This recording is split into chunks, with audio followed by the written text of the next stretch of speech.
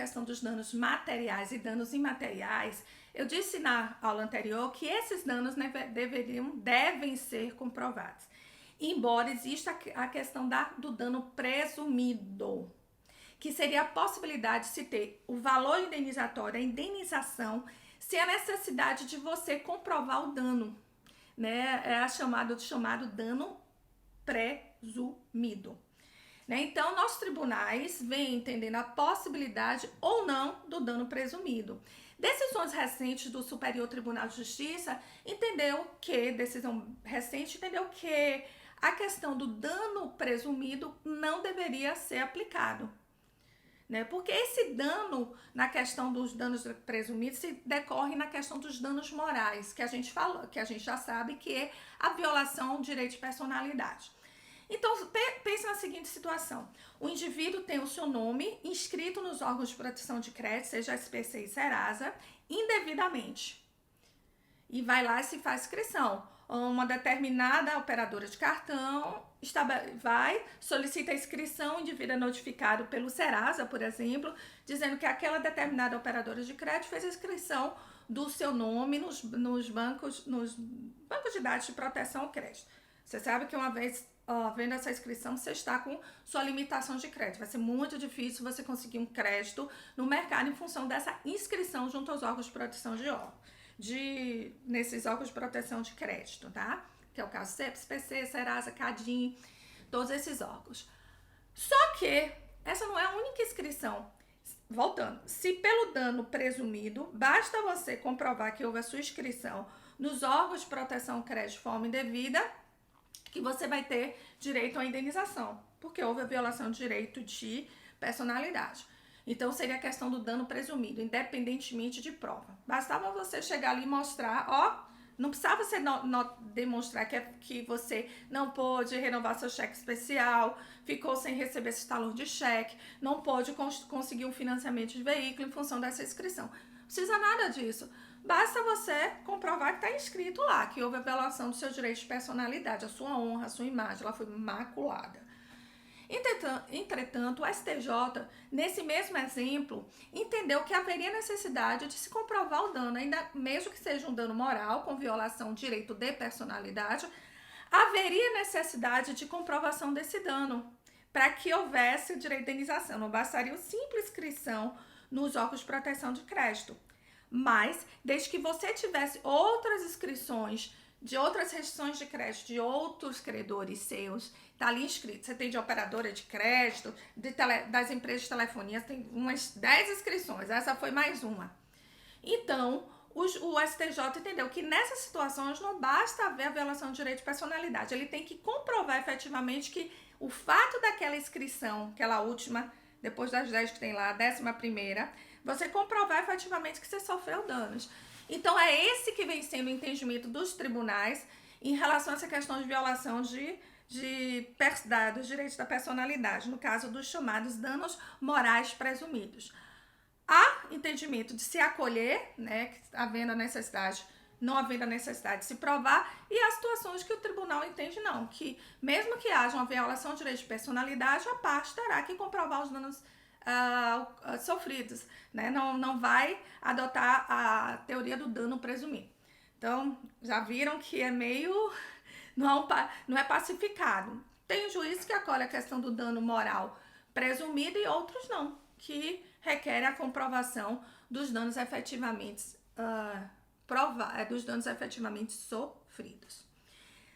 Outra questão é que esses danos materiais, podem ser danos emergentes, lucros cessantes e a perda de uma chance. O que são os danos emergentes? É o dano efetivamente ao valor da reparação. Os danos diretos efetivamente sofridos pela vítima. Imagine a questão, você está dirigindo seu veículo e o carro da frente freia de vez, né? Não tem aquela cautela. Teve a necessidade de frear de vez. Você também não teve uma direção defensiva, você vinha muito colado no veículo da frente e acaba por causar um dano naquele veículo. Então, acabou a parte de trás do veículo da frente e, para seu azar, esse carro é um táxi e aí você tem que indenizar. Os danos emergentes é essa reparação, voltar o veículo à condição anterior dele, tá? E isso pode ser feito a partir do pagamento de um valor, do pagamento daqueles danos verificados no veículo. Aí o taxista vai na concessionária e faz o orçamento em 3 diferentes oficinas. Na concessionária, na oficina do bairro dele, na oficina indicada por um amigo. Ele apresenta 3 orçamentos. O causador do dano, que é o veículo que vem atrás, ele vai ter que ressarcir esse valor do orçamento para reconstituir o carro à condição anterior. Só que nesse caso é um caso bem peculiar do taxista. O taxista, como o motorista de algumas empresas, né, de Uber, Táxi 99, né, dessas empresas como a Uber, eles dependem do veículo para o trabalho dele. Então, além desses danos materiais diretos sofridos, que é essa reparação do dano emergente, desse valor que você vai ter que pagar para a restituição do veículo à condição anterior, existem chamados lucros cessantes. É algo que fazia parte já do patrimônio da vítima, mas que ele deixa de receber em função desse dano sofrido por ele. Então, o taxista ele não precisa do veículo dele para trabalhar, para que ele receba uma remuneração. Então, o período que o táxi está lá na oficina sendo consertado, você vai ter que pagar os lucros cessantes, a diária que ele tinha em relação ao exercício de sua atividade. Então, os lucros cessantes é algo que já existia no patrimônio do indivíduo, mas que ele deixa de receber em razão dos danos sofridos. Existe também a chamada, quando eu falo a questão de danos, a chamada teoria da perda de uma chance. Essa teoria da perda de uma chance, no Brasil, ela aconteceu no início do século, da década de 2003, 2004, eu não sei exatamente, mas começou daquele show do milhão, né, que a pessoa tinha que responder determinadas perguntas, se eu não me engano é o show do milhão, né, não estou lembrada do programa, mas que tinha por objetivo a pessoa respondendo perguntas e ela ia avançando até chegar a um patamar máximo e ganhar aquela quantia. Poderia ou não ganhar, tá, aquela quantia. Só que a vítima, ela comprova que todas as alternativas da pergunta que o eliminou da possibilidade de ganhar 1 milhão, estavam erradas. E basearam na teoria da perda de uma chance, ou seja, a perda de uma expectativa possível, que há a possibilidade dessa expectativa futura, não uma simples esperança, mas ele teve frustrado uma expectativa que poderia acontecer, tinha possibilidade de acontecer, ele deixou de receber o valor daquele prêmio, porque todas as ele respondeu até sério, ele disse, olha, não tá aí a alternativa, tá tudo errado.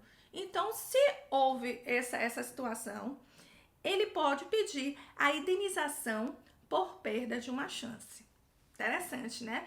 Essa teoria surgiu na França e o Brasil adotou a teoria da perda de uma chance. Agora entenda, não é uma simples esperança. Você tem que buscar que havia grandes possibilidades daquilo acontecer. Não é uma simples esperança que vá ser possível a indenização fundamentada na teoria da perda de uma chance. Na área médica, isso também vem sendo adotado, a teoria da perda de uma chance. E é uma situação bem complexa e complicada quando você trata dessa teoria no âmbito da medicina, né? No âmbito da relação médico-paciente. Porque o simples insucesso de um procedimento não significa que simplesmente o paciente perdeu a possibilidade de cura, né? Se o médico deixou de fazer algo ou houve um erro no diagnóstico, um erro na análise daqueles exames que foram levados para o médico, então houve o erro do diagnóstico. E aí o paciente pleiteia indenização pela perda de uma chance, porque ele disse, olha, em função do erro de diagnóstico dele, do médico, eu perdi uma chance de ter um tratamento e poder melhorar. E ser possível que eu viesse até a cura da minha doença ou ter atenuado as consequências daquela doença. Então, ele pode buscar a indenização pela perda de uma chance. Agora, é necessário, e há um entendimento já na doutrina e nos tribunais, que esse erro do médico, para ser indenizável, até pela teoria da perda de uma chance, tem que ser um erro grosseiro. Se não foi um erro grosseiro, não há por que se indenizar pela simples perda de uma chance, porque ele poderia ter tido um tratamento, né? Porque o médico é um ser humano, pode ser haver situações de ter um equívoco, ele está analisando um exame, uma radiografia, um raio-x, e ele vai se equivocar. As situações que levaram até ele cometer esse erro. Mas precisa ser um erro de diagnóstico grosseiro para que haja uma indenização pela teoria da perda de uma chance.